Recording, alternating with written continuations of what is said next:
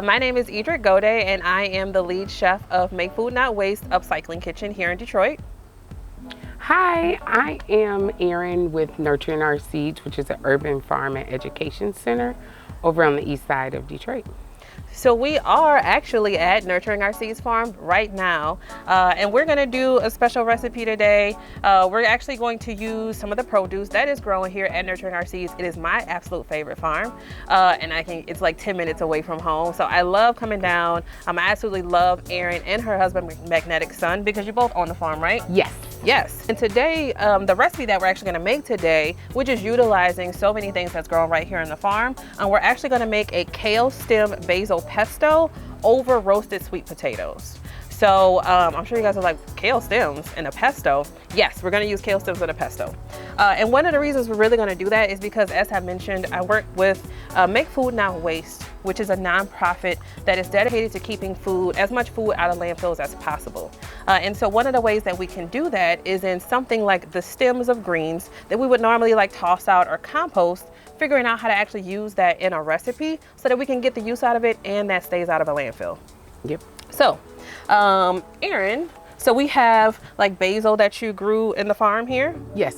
All right, and is there anything we can do with like the blossoms? Definitely garnish the dish, and it makes the dish look beautiful. Okay. You can also garnish your drink, your beverage with it. And so it creates a flavoring in any beverage.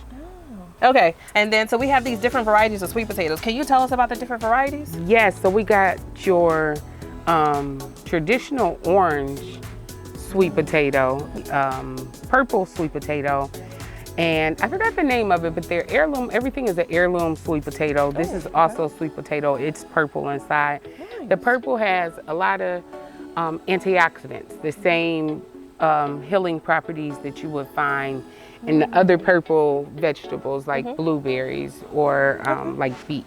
Nice. So yeah. Okay, and then so pretty. It is. It's beautiful.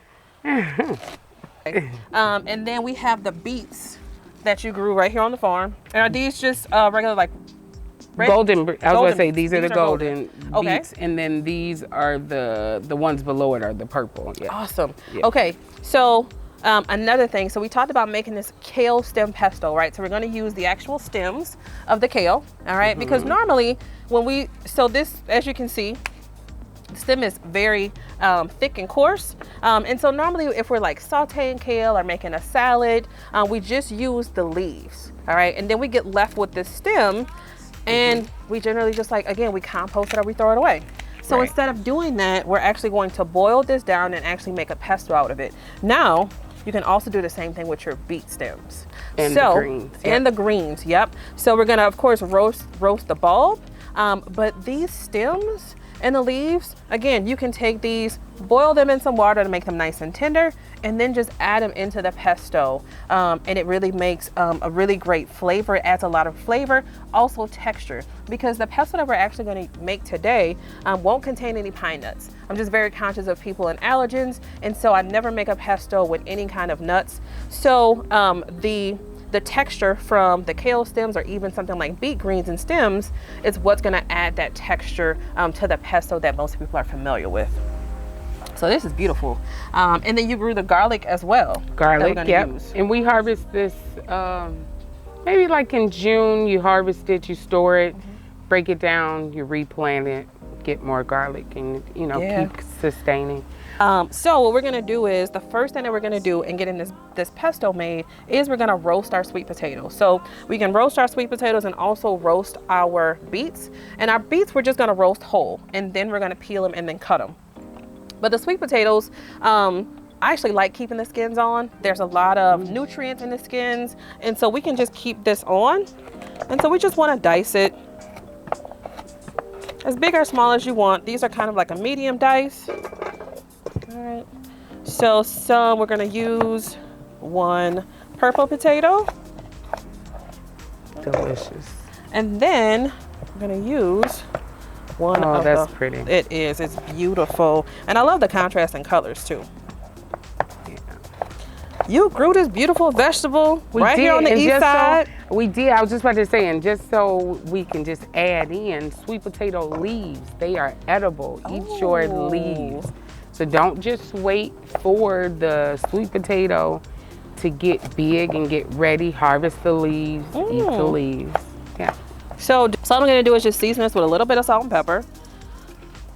That looks good. And a little bit of olive oil so that we can toss.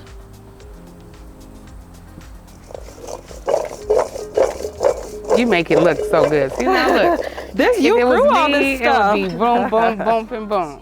But of course you grew it. So we just wanted to take our sweet potatoes, season it quickly with just some salt and pepper, a little bit of olive oil, because a lot of that really flavor is going to come from that pesto. So we don't want to over season this. So we're just going to roast this in the oven at 400 degrees for about 20 to 25 minutes. And you'll have some beautiful roasted sweet potatoes. And then the beets, all we're going to do is actually, we can roast these whole. So these are my favorite. Roasted beets. Roasted beets are amazing. All-time so favorite. These really beautiful golden beets, we're just gonna roast these whole, wash them, make sure that we wash them, and then again, tossing this in some salt, pepper, and just a little bit of olive oil, roasting them whole alongside your sweet potatoes, and then when they come out, you just peel them and then cut them. So now we have our roasted and diced golden beets, and then our roasted sweet potatoes. So now that we have that done, again, this is really actually a really quick recipe as well. Super nutritious, really healthy, but also very quick. So now that we have that done, we can really get started on our pesto. So remember, we took some of the stems. So we took the stems from the kale. We need about 2 cups, and we're just gonna boil those. Now boil them until they're really nice and tender. So I do have some that is already boiled, right? They're super nice and tender. And I'm just gonna take those and just cut them a little smaller. Not anything uniform, just so that they can fit in the food processor. So I have that. So about 2 cups of the kale stems, or again, you can have beet stems, kale stems, collard green stems, turnip green stems, mustard green stems. Any of those green stems you can go ahead and put in this pesto. So now we just have some garlic. We're gonna take 3 cloves.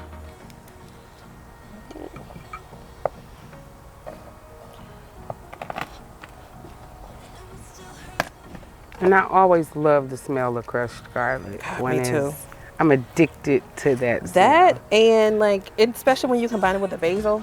And then we're gonna take the juice of a half of a lemon. So I'm just gonna roll this a little bit just to get the juice out. And don't worry about the seeds.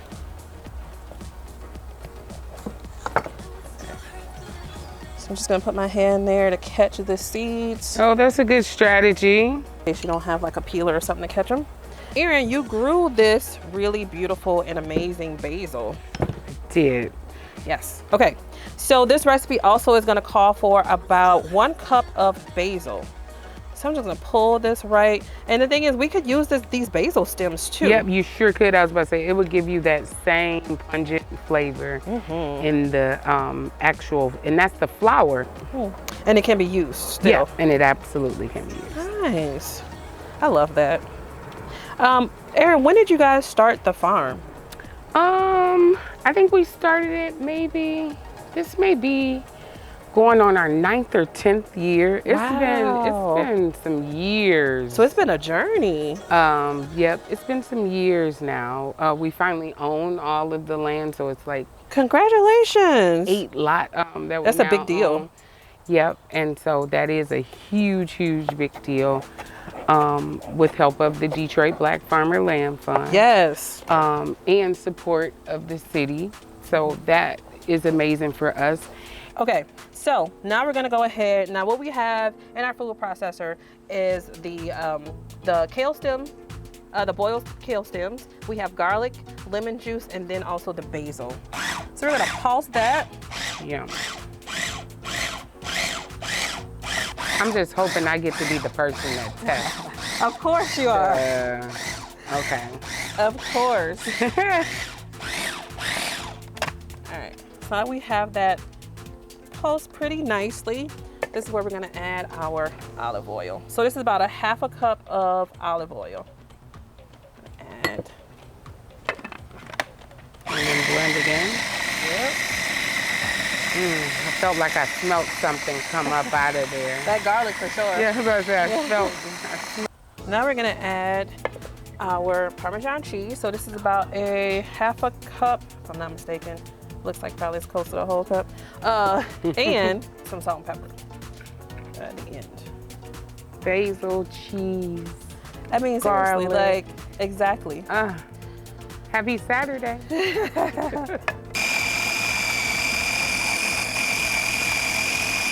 So you really blend yours. Yes. Especially because of those stems. Oh yeah. And they're so coarse, you want to make sure that that's nice and blended. So there's actually a couple spoons here. Okay. All right, so I'll taste it, and then if it's okay, I'll let you taste it. Okay. We could work with that. It is okay.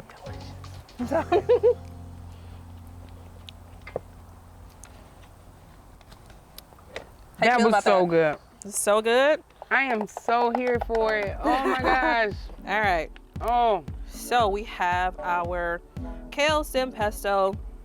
And again, if you want this to be a little loose, a little more loose, you can of course add some olive oil. That was delicious. If you like it more cheesy or more basil, you want some more garlic in there, I would probably add a little bit more lemon juice, but we can always add that at the end. So I'm not too worried about that. But here we have our kale stem pesto with kale stems, basil, olive oil, lemon juice, and just some salt and pepper. Oh, that was so good. So now we're going to plate and eat.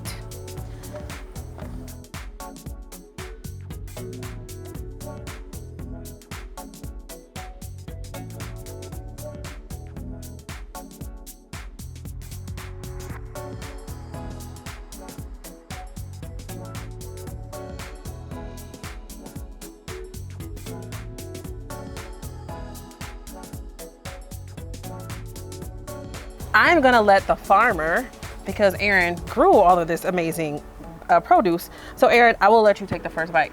Okay, I will not argue with that. Okay. It looks so good. I know. Okay. I'm just gonna dive in. Now I'm one of those people, I want to taste everything. Me too. Like at once first and then separate it. So, okay. Here we go. Is that really good? All right, here we go. Oh, it's so good. I'm going in all of the pesto.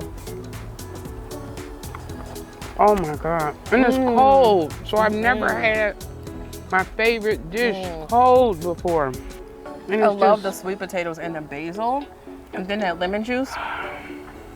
It's delicious. Super fresh. And we garnished it with some of the blossoms from the basil, which is super amazing too. Oh, this is good. This is a great lunch. Will grow for food. And I'll cook for food. Oh my God, it's so good. Erin, thank you so much. One, thank you for just Yeah. allowing us to come to your farm. Of course. It's such a beautiful space. You know, this ain't my first time here. I'm always here. If you guys are ever on the east side of Detroit, please feel free to stop by Nurturing Our Seeds Farm here off Helen Street. It is owned by Erin and her husband, Magnetic Sun. And I am Ederique Goudia, again, the head chef for Make Food Not Waste Upcycling Kitchen. And that upcycling kitchen is run out of the Jefferson Avenue Presbyterian Church here on the east side as well. Thank you.